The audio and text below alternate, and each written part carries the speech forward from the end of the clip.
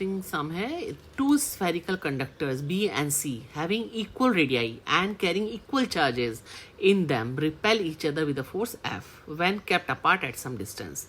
अब क्या हुआ, एक थर्ड spherical conductor है A जिसका सेम रेडियाई है, लेकिन वो अनचार्ज है. वो किसके कांटेक्ट में लाया गया, उसको B के कांटेक्ट में, फिर किसके कांटेक्ट में लाया गया, सी के कांटेक्ट में, और फाइनली उसको दोनों से रिमूव कर दिया गया, दूर हटा दिया.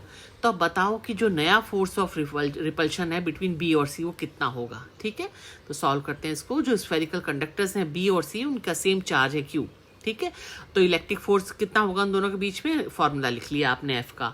व्हेन अ थर्ड चार्ज ए उसको लाया जाता है बी के कांटेक्ट में, तब दोनों के ऊपर कितना कितना चार्ज हो जाएगा, हाफ हाफ कर दो, Q/2 दोनों के ऊपर, बी पे भी और ए पे भी. अब ए को किसके पास लाए, सी के पास. सी के पास कितना चार्ज है, Q, मतलब 1 चार्ज है.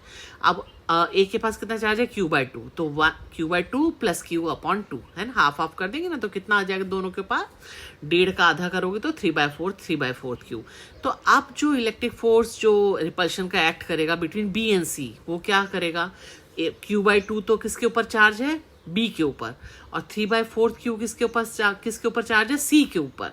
ठीक है, तो इसको रख दो फॉर्मूला में, और जब इसको सॉल्व करोगे तो आएगा 3F/8, यानी कि ये देखो 3F/8, डी ऑप्शन करेक्ट है.